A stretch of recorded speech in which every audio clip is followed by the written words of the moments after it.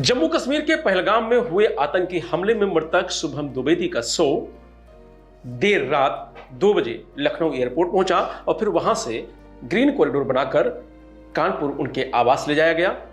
जैसे ही शुभम का शव घर पहुंचा, कोहराम मच गया, चीख पुकार मच गई। अब कुछ ही देर में शुभम का अंतिम संस्कार होगा। शव यात्रा घर से निकल चुकी है। जैसे ही घर से ड्योढ़ी घाट के लिए शव यात्रा निकली, पत्नी चीख पड़ी। पत्नी ने 2 दिन से अपने पति की शर्ट पहन रखी थी। उन्होंने वह शर्ट उतारी, उसे सीने से लगाया, फिर फूट फूट कर रोने लगी। यह देखकर वहां मौजूद लोगों की आंखें नम हो गईं। पत्नी ऐसा लगातार अपने पति की फोटो देख रही है और बार बार उस पर हाथ फेर रही है।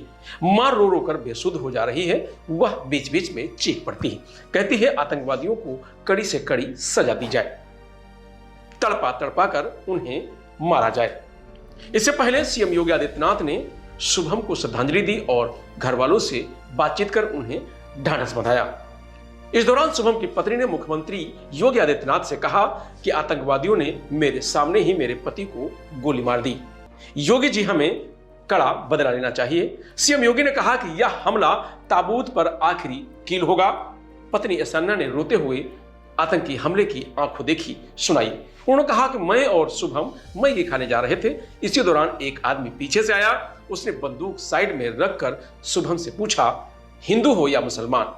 फिर कहा, अगर मुसलमान हो तो पहले कलमा पढ़कर दिखाओ।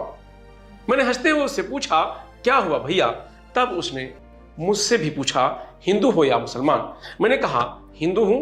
इसके बाद उसने मेरे पति को गोली मार दी। पहले शुभम को मारा, फिर बाकी लोगों को भी गोली मार दी। पिता संजय द्विवेदी ने कहा कि 2 टके के आतंकवादी भारत सरकार को चुनौती देकर चले गए। सरकार को अब सख्त कार्रवाई करनी चाहिए। बता दें कि बुधवार देर रात शुभम का शव फ्लाइट से लखनऊ लाया गया। अमौसी एयरपोर्ट पर डिप्टी सीएम ब्रजेश पाठक ने उन्हें श्रद्धांजलि दी। इस दौरान शुभम के पिता संजय द्विवेदी डिप्टी सीएम से लिपटकर रो पड़े। डिप्टी सीएम ने उन्हें ढांढस बंधाया। लखनऊ एयरपोर्ट से कानपुर तक ग्रीन कॉरिडोर बनाकर शव को शुभम के पैतृक गांव हाथीपुर पहुंचाया गया। यहां एम्बुलेंस से शव उतारते वक्त मंत्री राकेश सचान और योगेंद्र उपाध्याय ने शुभम के पार्थिव शरीर को कंधा दिया। जैसे ही घर से ड्योढ़ी घाट के लिए शव यात्रा निकली है, पत्नी चीख पड़ी है। पत्नी ने 2 दिन से अपने पति की शर्ट पहन रखी थी। उन्होंने वह शर्ट उतारी, उसे सीने से लगाया, फिर फूट फूट कर रोने लगी। शुभम का पार्थिव शरीर अंतिम संस्कार के ड्योढ़ी घाट तक लाया जा रहा है। साथ में हजारों लोग हैं। सभी पाकिस्तान मुर्दाबाद के नारे लगा रहे हैं। योगी ने कहा कि कानपुर का एक परिवार भी उस आतंकी हमले का शिकार हुआ। शुभम द्विवेदी की 2 माह पहले ही शादी हुई थी। मैंने परिजनों से बात की है। रात में ही उनका पार्थिव शव यहां आ गया था। परिवार दुखी है। शुभम द्विवेदी परिवार का इकलौता पुत्र था। मैं दिवंगत आत्मा की शांति की कामना करता हूं। हम और हमारी डबल इंजन की पूरी सरकार पीड़ित परिवार के साथ खड़ी है। यह डबल इंजन की सरकार है और यह सरकार इस प्रकार की किसी भी बर्बर और अमानवीय घटना को लेकर जीरो टॉलरेंस की नीति के तहत काम करना चाहती है। जिन लोगों ने इस घटना को अंजाम दिया है, उनके प्रति जीरो टॉलरेंस की नीति देखने को मिलेगी।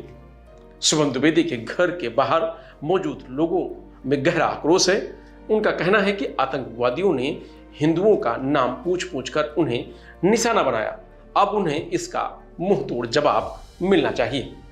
आतंकवाद का इस दुनिया से पूरी तरह खत्म होना चाहिए। शुभम द्विवेदी के पिता संजय द्विवेदी कहते हैं कि मेरा बेटा, उनकी पत्नी और साली मिनी स्विट्जरलैंड गए थे, जो काफी ऊंचाई पर है। हम उस जगह से 7 किलोमीटर पहले एक रेस्टोरेंट में रुके थे। जब आतंकवादी आए तो वे कुछ नाश्ता कर रहे थे। उन्होंने पूछा कि तुम हिंदू हो या मुसलमान, और उसके बाद उन्होंने मेरे बेटे के सिर में गोली मार दी। मेरी बहू ने उनसे कहा कि उसे भी मार दो, लेकिन उन्होंने ऐसा नहीं किया। उन्होंने उससे कहा कि हम तुम्हें इसलिए जिंदा छोड़ रहे हैं ताकि तुम मोदी को यहां सब बता सको। हमने श्रीनगर में गृह मंत्री अमित शाह से मुलाकात की और हमने उन्हें बता दिया है कि हम क्या चाहते हैं। गौरतलब है कि 22 अप्रैल की दोपहर करीब 2 बजे जगह जम्मू कश्मीर के पहलगांव की बैसरन घाटी देश के अलग अलग राज्यों से 40 से ज्यादा लोगों का ग्रुप यहां घूमने आया था। सभी टूरिस्ट खुले मैदान में थे। आसपास ही 4 से 5 छोटी छोटी दुकानें हैं। कुछ टूरिस्ट दुकानों के बाहर लगी कुर्सियों पर बैठे थे, कुछ टूरिस्ट आसपास मैदान में बैठे हुए थे। तभी जंगल की तरफ से 2 लोग आए। उन्होंने एक टूरिस्ट से नाम पूछा। टूरिस्ट ने अपना नाम बताया। जंगल से आए लोगों में से एक टूरिस्ट की ओर इशारा करते हुए बोला, ये मुस्लिम नहीं है। इसके बाद पिस्टल निकाली और टूरिस्ट के सिर में गोली मार दी। करीब 10 मिनट तक गोली चलाते रहे। टूरिस्ट और दुकानदारों को समझ आ गया कि ये आतंकी हमला है।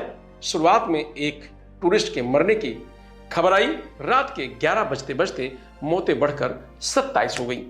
पहलगाम की इस घटना से पूरा देश दुखी है, गुस्से में है, आक्रोशित है और सबकी एक ही मांग है कि इस घटना के जो दोषी हैं, जो आतंकवादी हैं, उनको मुंह तोड़ जवाब देना चाहिए और एक और सर्जिकल स्ट्राइक की जरूरत है। अब देखना यह होगा कि केंद्र सरकार और जम्मू कश्मीर की सरकार इस पर क्या एक्शन लेती है। फिलहाल इस खबर में इतना ही। आप देखते रहिए लोकमत हिंदी।